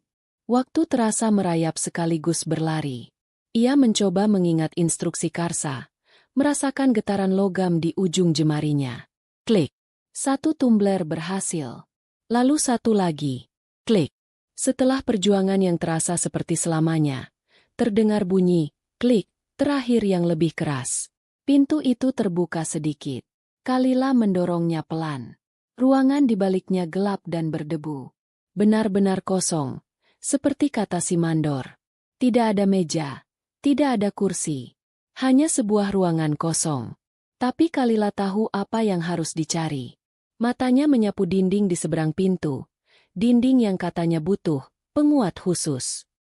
Di bawah cahaya remang-remang dari lorong, ia bisa melihatnya. Sebuah bagian dinding yang warnanya sedikit lebih pudar, dengan garis sambungan yang nyaris tak terlihat. Ia mendekat, meraba permukaan yang dingin itu. Mengikuti ingatan dari pesan tersembunyi Jody, ia menekan beberapa titik di dinding dalam urutan tertentu. Terdengar desis pelan. Dan sebuah panel persegi berukuran 40x 40 cm terdorong keluar. Di baliknya, tertanam di dalam beton, ada sebuah brankas digital.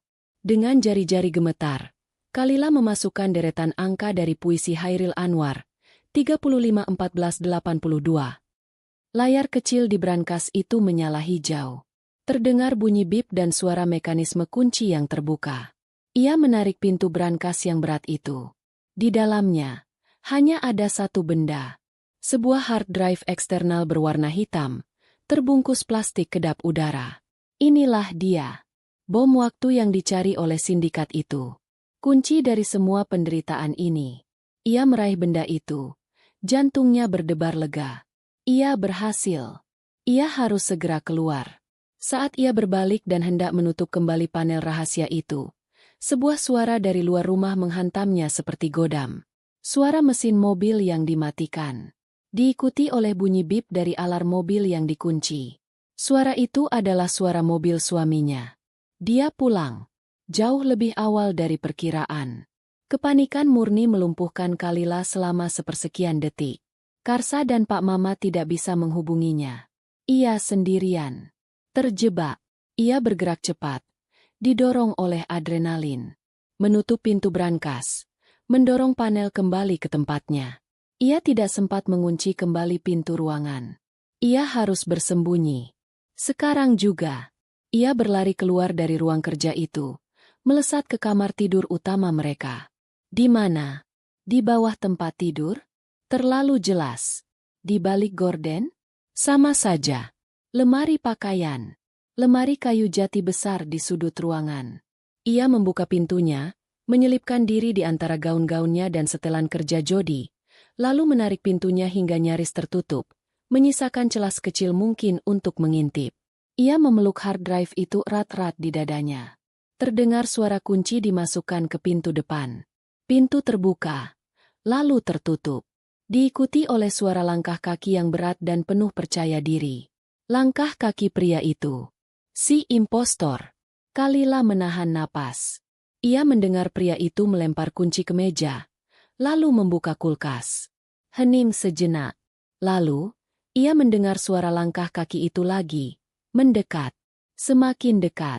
Menuju kamar tidur. Pintu kamar terbuka. Impostor itu masuk. Ia melepas kacamata hitamnya, mengusap wajahnya dengan lelah. Ia tampak kesal. Dari celah lemari, Kalila bisa melihat wajah suaminya dengan ekspresi yang belum pernah ia lihat sebelumnya. Dingin, tidak sabar, dan penuh kekejaman yang tersembunyi. Pria itu berhenti di tengah ruangan. Ia diam, kepalanya sedikit miring, seolah mendengarkan sesuatu. Apakah ia mendengar detak jantung Kalila yang menggila? Lalu matanya tertuju pada pintu ruang kerja yang sedikit terbuka. Ekspresinya berubah. Kelelahan itu lenyap, digantikan oleh kewaspadaan predator. Perlahan, tanpa suara, ia berjalan mendekati lemari pakaian. Langkah kakinya berhenti tepat di depan tempat persembunyian Kalila. Hening. Kalila bisa mencium aroma parfum pria itu dari balik pintu lemari. Jantungnya terasa seperti akan meledak dari dadanya. Ia memejamkan mata, menunggu hal yang tak terhindarkan. Pintu lemari ditarik terbuka dengan satu sentakan keras. Cahaya lampu kamar yang terang menyilaukan matanya. Di sana, berdiri pria itu, menatapnya dari atas. Wajah Jody. Tapi mata itu bukan milik Jody. Tidak ada keterkejutan di sana, hanya kilatan dingin dari sebuah pengakuan. Seolah ia sudah menduga hal seperti ini akan terjadi. "Halo, Kalila," katanya. Suaranya adalah suara Jody, tetapi tanpa kehangatan sedikit pun. Nada bicaranya datar, nyaris seperti mesin. "Aku harus akui, kau lebih pintar dari yang kuperkirakan." Kalila tidak bisa berkata apa-apa. Ia hanya bisa menatap wajah yang begitu ia cintai, yang kini menjadi topeng dari mimpi buruk terburuknya. "Keluar," perintahnya.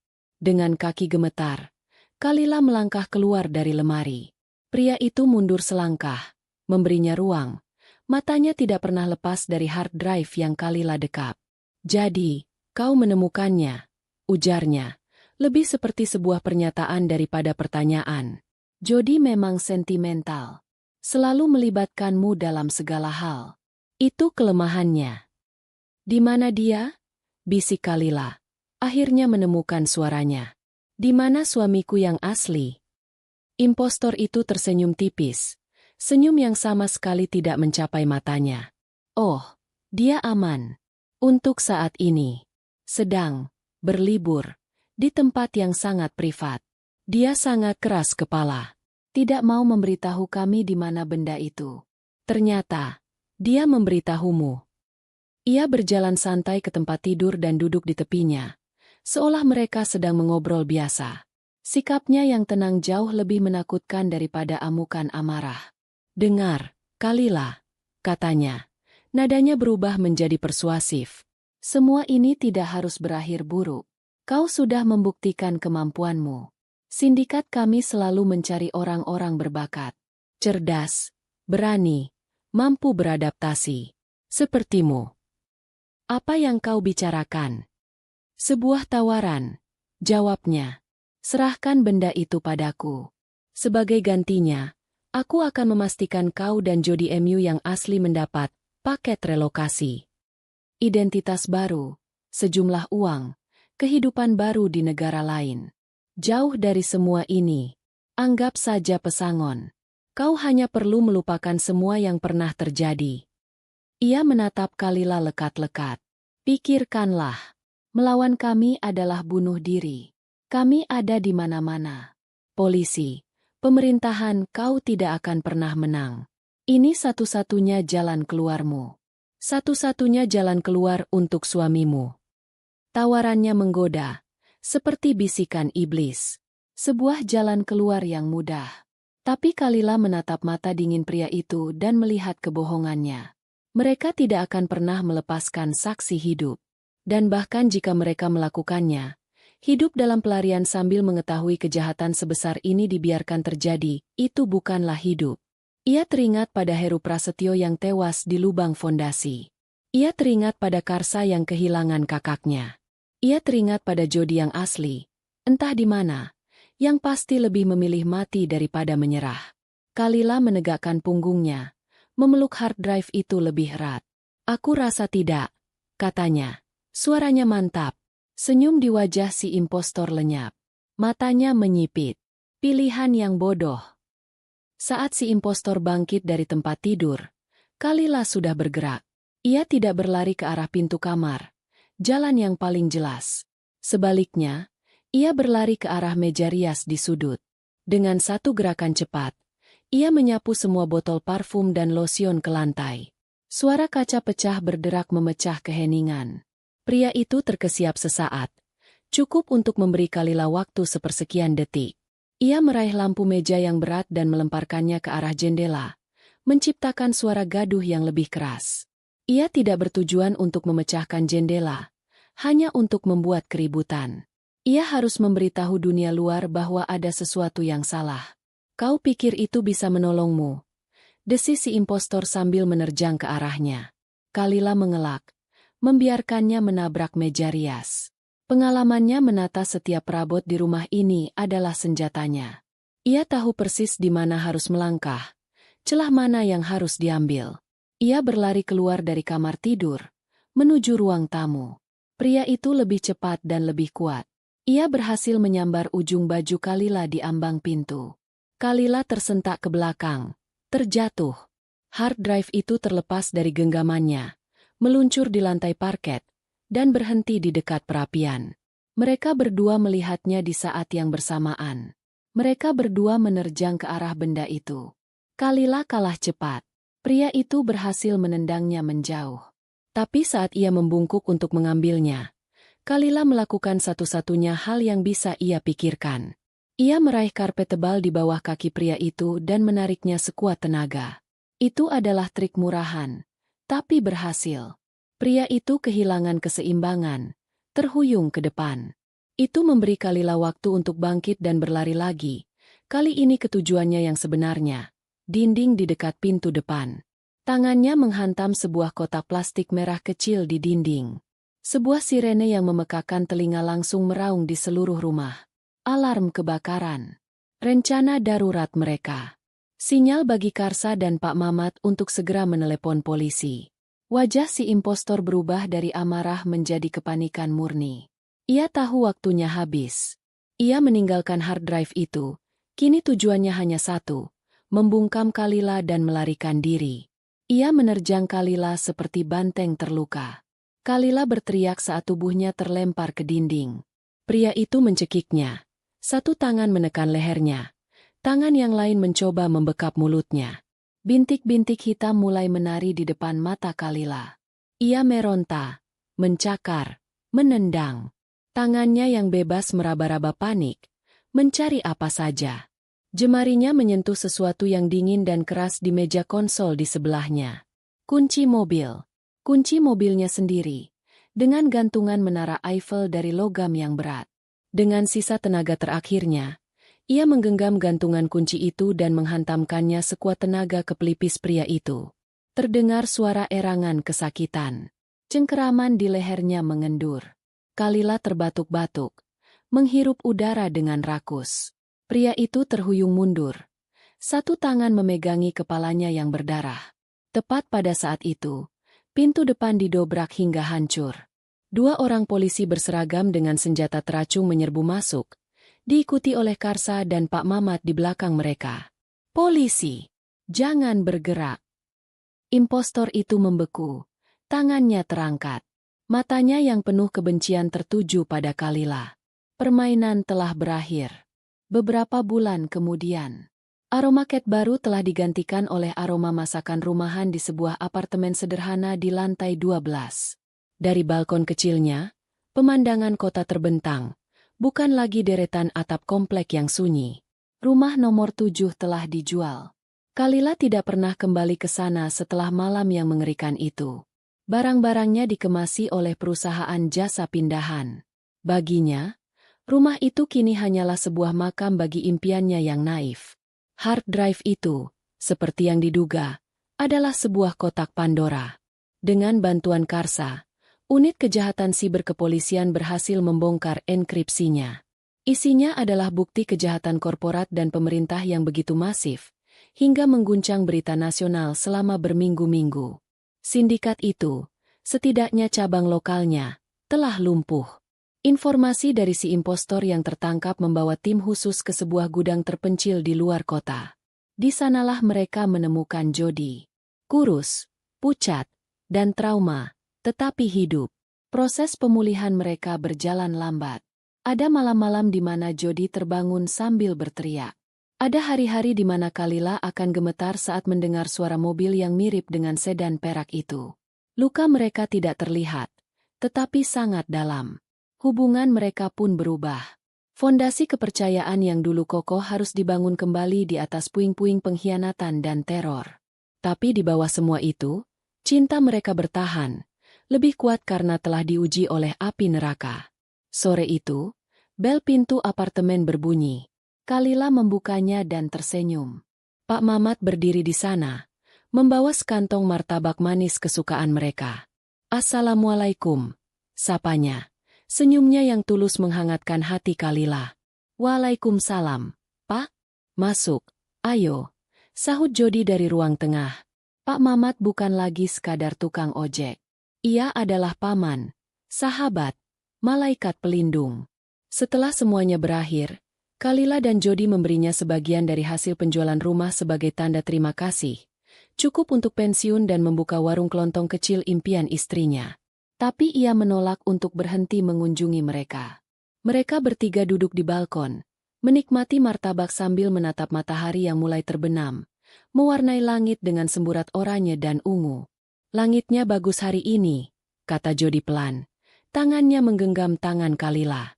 Kalila menyandarkan kepalanya di bahu suaminya. Ia tidak lagi mencari kesempurnaan. Ia tidak lagi mendambakan surga yang tanpa celah. Ia telah belajar bahwa kebahagiaan sejati bukanlah ketiadaan badai, melainkan kemampuan untuk menemukan tempat berlindung di tengah badai itu. Di sini, di apartemen kecil ini, bersama pria yang telah berjuang kembali dari kegelapan dan pria lain yang dengan berani menyinarinya jalan, ia akhirnya menemukan tempat berlindungnya. Fajar yang baru telah tiba. Bukan fajar yang membutakan dengan cahayanya yang sempurna, melainkan fajar yang lembut dan hangat, yang menjanjikan hari lain untuk terus berjuang, untuk terus menyembuhkan, dan untuk terus hidup. Dan untuk saat ini, itu sudah lebih dari cukup.